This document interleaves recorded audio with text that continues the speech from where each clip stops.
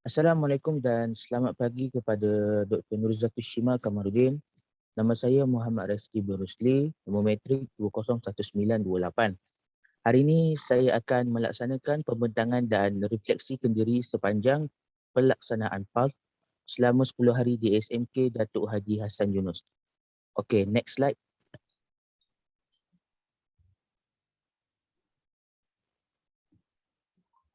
Okey, kita terus kepada sejarah sekolah. SMK Datuk Haji Hassan Yunus Renggam terletak 21 km dari bangunan Keluang telah dibuka pada tahun 1965 dengan nama asalnya Sekolah Lanjutan Renggam dengan menumpang DSR Jubli Intan, SR Cina Cincang dan SR Tamil Renggam. Pada awal tahun 1966, sekolah ini diberikan nama baharu iaitu Sekolah Menengah Rendah Inggeris Renggam. Pada bulan Mac 1966, namanya ditukar lagi menjadi Sekolah Menengah Rendah Inggeris. Pada 26 Mac 1969, dengan rasminya sekolah ini diberi nama baru iaitu Sekolah Menengah Datuk Haji Hassan Yunus. Mengambil sempena nama Menteri Besar ketika itu, sekolah rendah yang menjadi penyumbang pelajar-pelajarnya iaitu sebagai feeder school, kini ialah SK Jubli Intan, SK Bandar Renggam, SK Seri Kampung Renggam, SJKC Cincang, SJKC Sayong, SJKT Laliang Sembrong dan SJKT Bukit Renggam. Sementara bagi tingkatan 6 pula adalah pelajar SPM sekolah ini, pelajar-pelajar lepas SPM dari SMK Sipar Renggam, SMK Datuk Abdul Rahman Andak, SMK Layang-Layang dan SMK Datuk Ibrahim juga ditawarkan memasuki sekolah ini. Next slide. Okay, kita terus kepada visi dan misi sekolah pula. Visi sekolah ialah pendidikan berkualiti, insan terdidik, negara sejahtera. Manakala misi sekolah pula ialah melestarikan sistem pendidikan yang berkualiti untuk membangun pendidikan yang berkualiti, untuk membangunkan potensi individu bagi memenuhi aspirasi negara. Okay, next slide. Berikut merupakan infrastruktur sekolah yang saya perolehi daripada buku pengurusan sekolah iaitu SMK Datuk Haji Hassan Yunus, di mana pelbagai aspek kemudahan yang diberikan seperti kemudahan fizikal, kemudahan humanistik, kemudahan PNP, peralatan untuk PNAP, peralatan untuk PNP dan juga kemudahan komunikasi. Okay, next slide. Okay, berikut merupakan lokasi sekolah untuk pengetahuan doktor.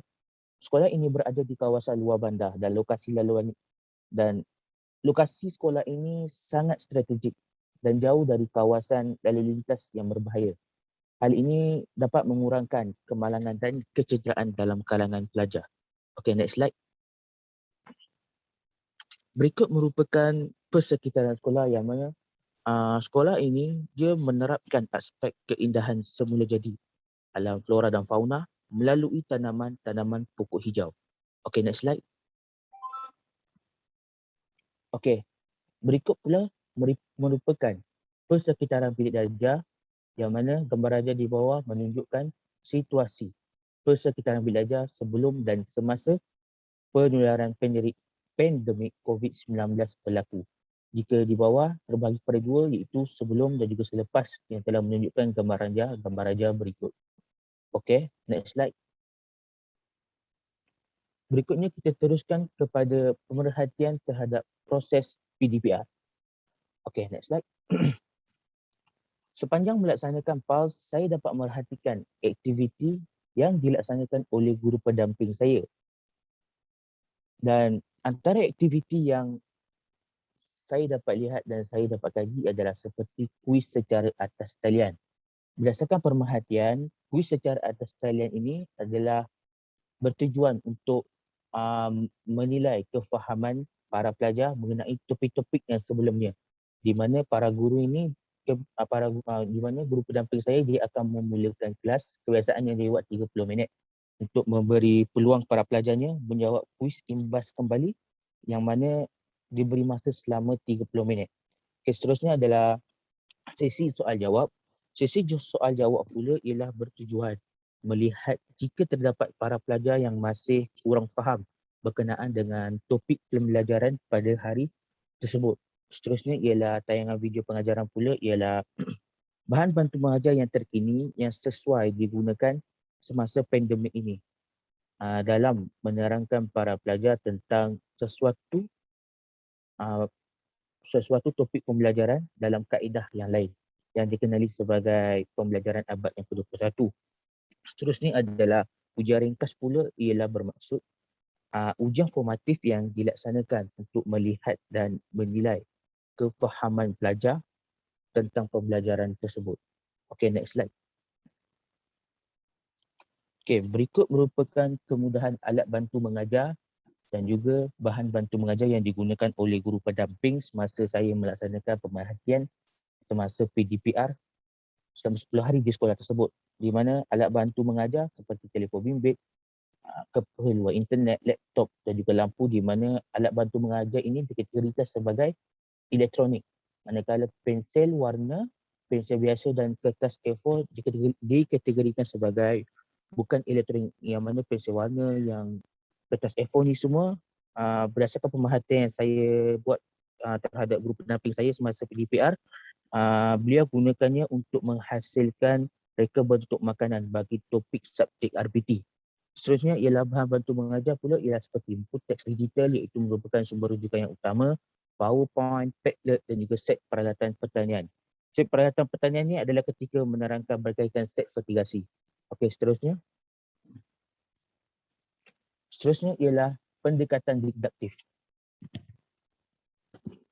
Pendekatan didaktif ni adalah berdasarkan pemerhatian saya, guru pendamping banyak menerapkan kemahiran menganalisis dan berfikir dalam karangan pelajar, yang mana ini menunjukkan kaedah pengajaran ini daripada umum kepada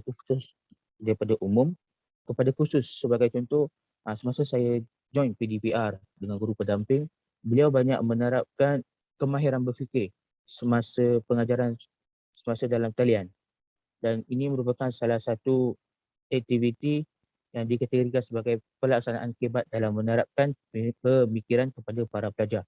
Seterusnya ialah pendekatan bahan bantu mengajar bagi menggalakkan kolaborasi antara guru dan pelajar. Penggunaan bahan bantu mengajar sebenarnya dapat menarik minat dan penglibatan pelajar secara aktif, kerana pendekatan ini adalah pendekatan pembelajaran abad yang ke-21.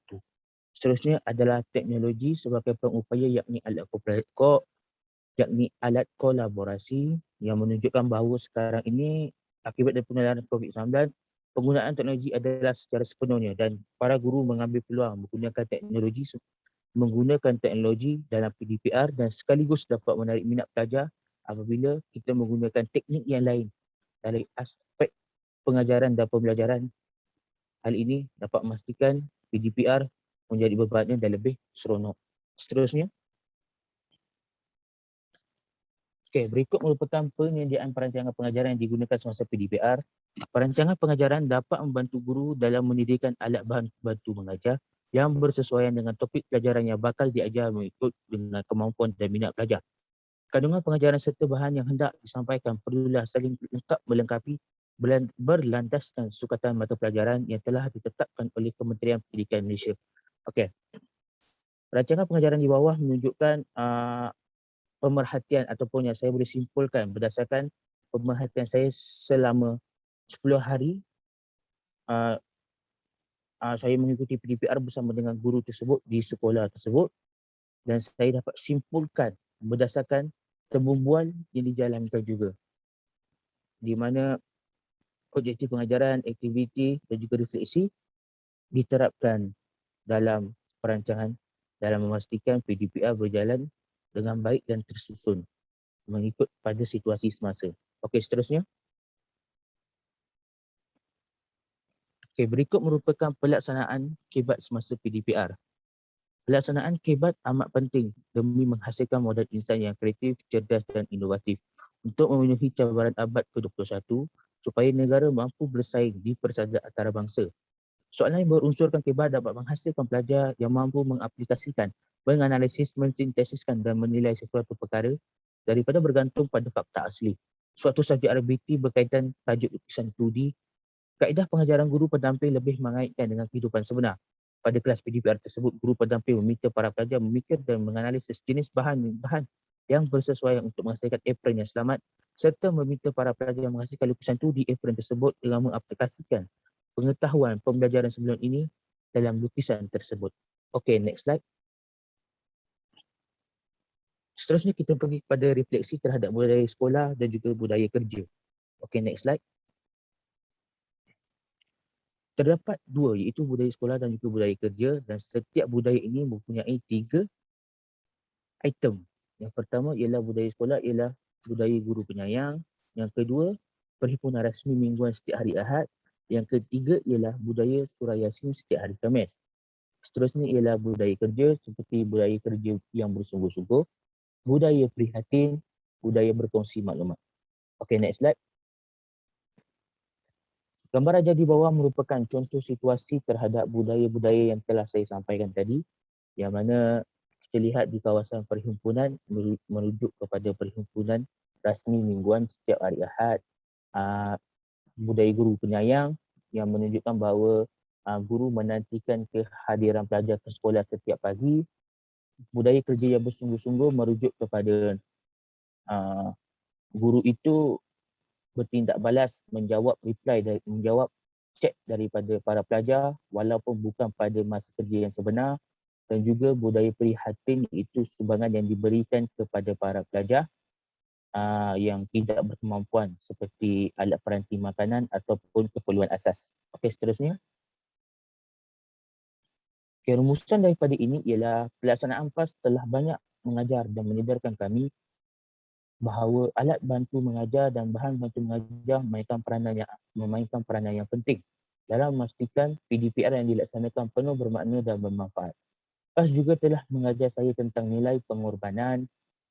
Pelaksanaan PAS telah memberi 1000 pengalaman serta pendedahan yang terbaik kepada saya.